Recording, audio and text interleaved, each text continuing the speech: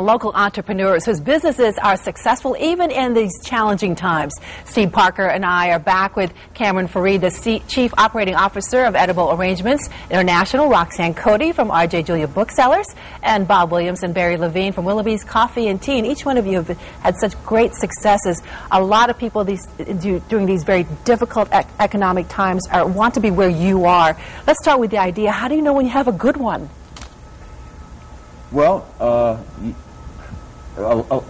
big part of it's a leap of faith. Mm-hmm. I mean, we knew we were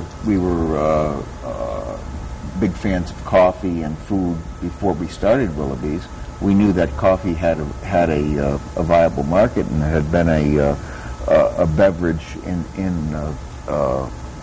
American culinary history for many years, but still making that step from thinking it's a good idea to knowing about it is a leap of faith. Now, Cameron, what about you? I mean, to go from the flower business into that, did people look at you like you were a little bit out there when you were making this big move? They did. We had a friend of ours come up to us and asked us, did we do a study before we started this business? And we said, yeah, we did. We sent a few arrangements out, and people loved them. The reaction we got, friends were calling us, we'd send them to a friend, and they would not stop raving about it. So we knew we had a good idea at that point, especially when the person that we sent the gift to or someone receiving a gift wants to become a franchisee. So is your advice that you need to talk to other people about your idea? Well, I think even before you think about the idea, I mean, I think there's some saying that I can't remember right, that the world is just filled with good ideas that weren't executed. I think a lot of people think of having your own business in a kind of a fantasy way, as if, oh, I'm my own boss and it all works out and it's all great. I think first you have to think about, do you really want to be in your own business? You know, it's a much higher risk. People think you have a lot of freedom. You don't have freedom. What you have is autonomy. But you're the one who's got to make sure everything's working. When you have a job, you have a job, and it has other pluses and minuses, but you go home, you go home. So I think before you even want to know whether you've got a good idea, you've got to really think about whether you want to run your own business, what is it that appeals to you. Make sure it's not the fantasy of a business or sort of the romantic idea, but it's really something that you feel strongly about, you're committed to, and then you start vetting your idea. And to me, the first step in vetting an idea is making sure that there's a customer or a market that's interested in it before you think, oh, I think because I love this, everyone's going to love it. Exactly. Maybe not.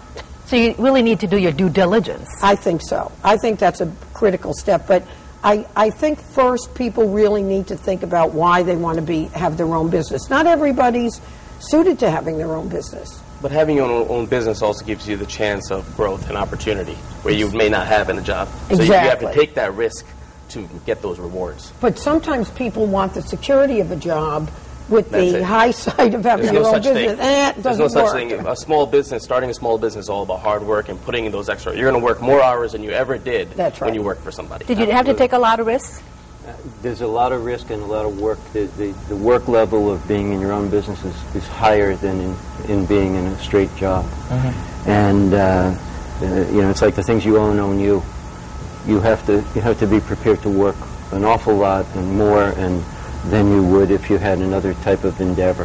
Yeah, it's like the guy who just, has a company. A friend of mine got into the donut business, and then when he first started, one place making the donuts, serving the customers. But in today's world, we've got so many people that have been outsourced, or whatever the trendy way is to say it. So many people that may be watching the show right now who never used to be home at this time of day, and they want to know where to begin, what to do.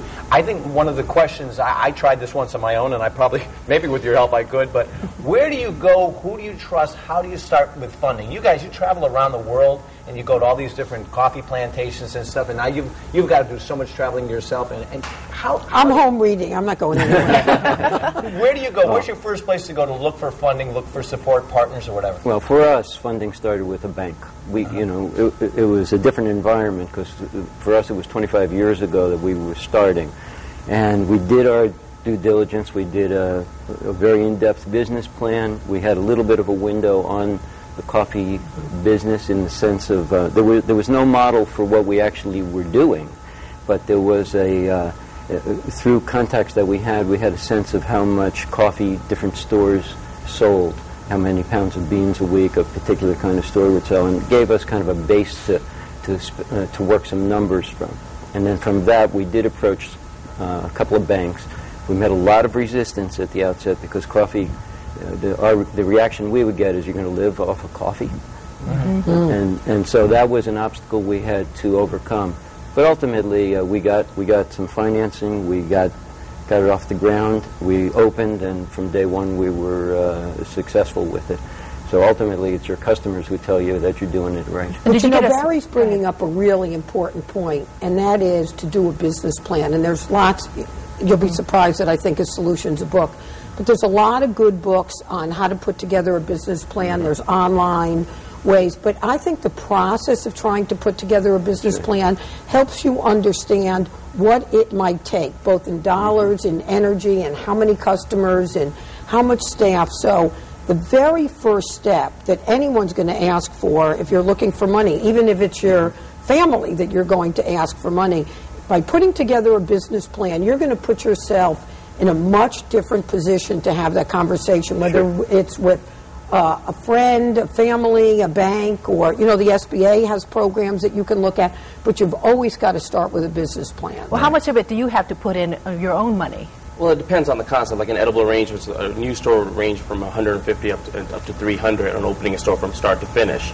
But you can put a business plan in place, or you can look into franchising. That's always a good way to get and start a small business, because the system and the structure is there, and a lot of them are SBA approved for lending.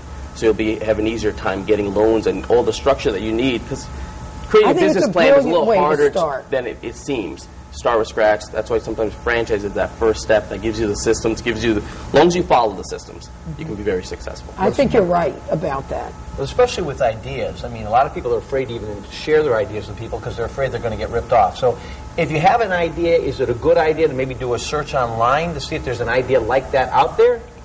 Absolutely. Well, you always want to understand competitively what your advantage or disadvantage or edge is. So you always want to be finding out who's out there doing what you're doing. What do you do differently, better, not better?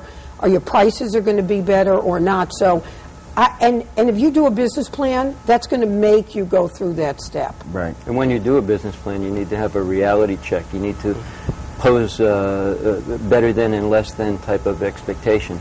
You may think, oh, I'm going to do this certain amount of sales. Well, let's look at what your situation is going to be if you do half of that amount. Right. Or, if you do double that amount, because there's also things you have to figure out if you do more business than you expect. You're talking about sales. How important is marketing? A lot of small business owners don't want to spend the money. Marketing's a backbone of your business. So, you know, edible arrangements, if we didn't have marketing, we'd be still in East Haven with one store, or probably closed down.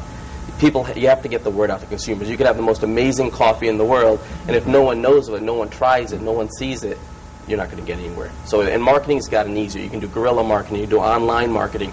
So you can't sit there and say, listen, I can't afford to advertise newspaper. Good, go online. Look at other places. Go do guerrilla marketing. Go have book readings. Do whatever you can to get the word out about your business, because that's the only way you're going to grow your market. Oh, the last thing you want to do is you hear people in tough times saying, well, the first thing we're going to do is we're going to cut the advertising. You know, we've got to cut back. The better you do in sales, the more you do in advertising, right, because that's why you're doing better. Yeah. You always increase your advertising as your sales go up. Yeah, you know, it's interesting because you see that each day, and there's so many ways right now on the internet. You see YouTube out there. Social media. Social media is huge. It's huge. Facebook, Twittering. Yeah, right? You get all that one stuff person can Twitter about edible arrangement of Willoughby's, and all of a sudden there's thousands or millions of people know about it now. And you know, a good way to do guerrilla marketing, I think, if you've got a startup business, is to think about what information you can bring to people. So, you know, Barry could be talking about how do you know a good coffee from a bad coffee, or what should you be thinking about? Or we could be talking about, well, what's a good book for this topic or that? Or you'd be talking about how to send a great gift that's really quick. So talking about the information is a great way to do guerrilla marketing, and just offer to be a speaker. There are lots of good ways to get out there and do it, but I do think that marketing is the key to it. It's all about marketing. I got to tell you, this has been fantastic, having great entrepreneurs like yourselves on the show today.